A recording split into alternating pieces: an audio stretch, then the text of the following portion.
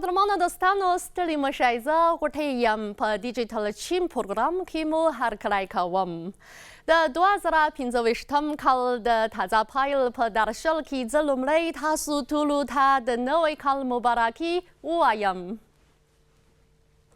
د ټولې نړۍ پرمختګ ته په کاتو تر 2030 کال پورې د ملګرو ملتونو د پرلهپسې پرمختګ د اجنډا پلي کېده او د نړۍ د عدالت ساتنه او د دوام لرونکي پرمختګ پیاوړتیا د بېلابېلو هیوادونو ګډو کوښښونو ته اړتیا لري.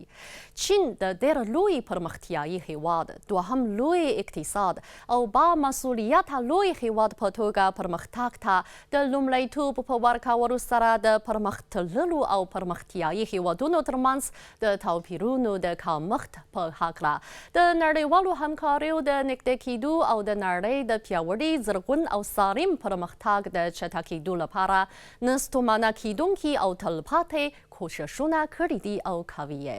نو زه به په نننۍ پروګرام کې د ګڼو شمېرو له مخې اړوند معلومات در وپېژنم. د 2021 کال د سپتمبر په 21مه نیټه د چین د دولت رئیس شي جین پینګ د ملګرو ملتونو د 84مې عمومي اسامبلۍ په یوه مباحثوي غونډه کې د نړیوال پرمختګ وړاندیز کړی دی څو د بېلابېلو هیوادونو د ګډو نظریو پر غونډولو سره ګډ پرمختګ وموندل شي او تر 2030 کال پورې د ملګرو ملتونو د پرلهپسې پرمختګ اجنډا ښه پلی شي. د دغه وړاندیز تر مطرحېدو وروسته له 3 کلونو راهیسې په کابو 1000 پروژو کې لږ تر لږه 20 میلیارډو ډالرو پرمختیایي پانګې اچول شوې دي. چین د پرمختګ د پیاوړتیا په هکله له کابو 160 هیوادونو سره مرسته کړې، له کابو 150 هیوادونو سره یې د کمربند او لارې د ګډې ابادۍ وړاندیز پلی کړی.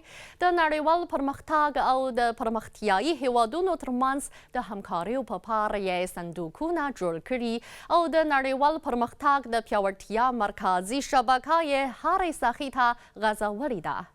چین په ټینګه د زرغون رنګ او ټیټ کاربن له پرمختګ او د اقلیمي بدلون د مخنیوي په پاره د پرمختیایي هیوادونو ترمنځ له همکاریو څخه ملاتړ کوي. تر اوسه پورې چین له 42 پرمختیایي هیوادونو سره د اقلیمي بدلون د مخنیوي په هکله 53 همکاریز یادښتونه لاسلیک کړي دي څو په همدې برخه کې د پرمختیایي هیوادونو توان لوړ شي. چین په نړۍ کې د دوهم لوی اقتصاد په توګه د اقتصاد په نړیوال جریان کې د ګډون په ترڅ کې ځاني پرمختګ موندلی او په ټینګار سره یې ورخلاصون پراخ کړی دی.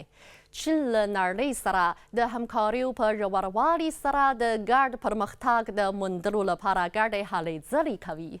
درنو دوستانو، نننی پروګرام په همدې ځای پای ته ورسید. د خدای پامان.